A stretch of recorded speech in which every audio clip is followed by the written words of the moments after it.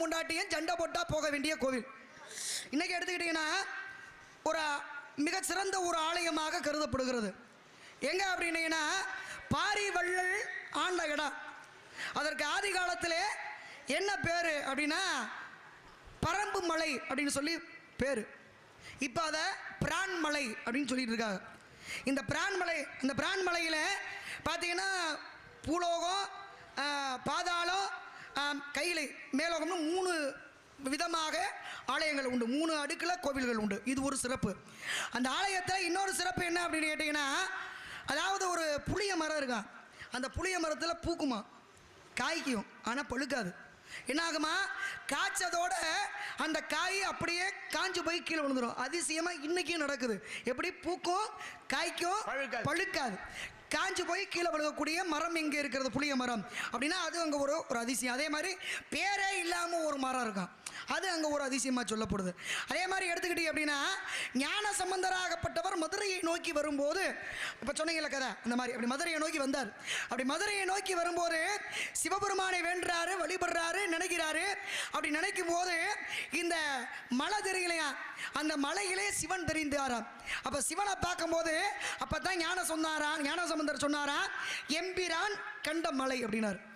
எம்பிரான் இறைவன், இறைவனை கண்ட மலை, நான் காண்ற மலை, அதான் எம்பிரான் மலைன்னு சொன்னதை மாற்றி பிரான் மலை, பிறகு பிரான் மலை ஆனது. இப்படி எல்லாம் கதைகள் உண்டு. இருந்தாலும் இதில் என்ன விஷயம்னு கேட்டிங்கன்னா, அதாவது சிவனுக்கும் பார்வதிக்கும் கல்யாணம்.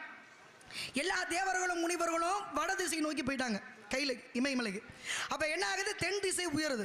அப்போ வடதிசை தாழ்ந்து தென் திசை உயரும் போது இதை சமநிலைப்படுத்தணும் அப்படின்னு சொல்லி தான் சிவபெருமான் அகத்தியர் அனுப்பிவிட்டார். இந்த கதை நம்ம எல்லாத்துக்கும் ஓரளவுக்கு தெரியும். உலகம் சமநிலை பெற வேணும்னு அகத்தியர் வந்தார். அப்போ உலகத்தை சமநிலைப்படுத்தணும் அப்படின்னு சொல்லி அகத்தியர் வந்தார். வந்த இடங்களிலே நிறைய கோவில்கள், நிறைய ஆலயங்கள், எத்தனையோ இடங்களை ஒவ்வொன்றா உருவாக்கிட்டு வர்றார். குற்றாலம் கூட அகத்தியராலே உருவானது தான் இல்லையா, அதெல்லாம் கதை உண்டு, அதெல்லாம் விட்டுருங்க. அப்போ அகத்தியர் வரும்போது சிவன் சொன்னாரா, சிவனிடத்தில் அகத்தியர் சொல்றாரு, எல்லாரும் உங்க கல்யாணத்தில் இருக்காங்க, நான் மட்டும் உங்க கல்யாணத்தை பார்க்க முடியல அப்படின்னும் போது அப்பதான் சிவன் சொன்னாரு, நீ எந்தெந்த இடத்துல எல்லாம் என்னையும் பார்வதியும் நினைக்கிறையோ அத்தனை இடத்துலையும் நாங்க உனக்கு திருமண கோல காட்சி தருவோம். ஏன்னா உலகத்தை உலக நன்மைக்காக நீ போற, அதனால அந்த இடத்துல நாங்களே வந்து காட்சி தருவோம்னு சொன்னதுனால அந்த எம்பிரான் மலை, பிரான்மலை சொன்ன இல்லையா, அங்க அகத்தியர் வர்றாரு. வரும்போது அங்கே சிவனையும் பார்வதியும் கல்யாண கோலத்தில் பார்க்கணும்னு ஆசைப்பட்டாரு. அப்படி ஆசைப்பட்டதுனால 2 பேரும் திருமண கோலத்தில் காட்சி தந்த தலம். அப்ப 2 பேரும் சேர்ந்து சந்தோஷமா காட்சி தந்த அந்த கோயிலுக்கு போய் நம்ம சாமி கும்பிட்டோம்னா புருஷன் முண்டாட்டி பிரியாம சந்தோஷமா இருப்போம் அப்படின்றதை அடிப்படையாக வைத்து இன்றைக்கும் பிரான்மலையில் இருக்கக்கூடிய அந்த சிவனை மங்கையோரு பாகரை வழிபட்டால் புருஷன் முண்டாட்டி பிரிஞ்சிருந்தாலும் சரி, கருத்து வேறுபாடு இருந்தாலும் சரி, மனப்பிரிவு இருந்தாலும் சரி, அது ஒற்றுமையாகும்.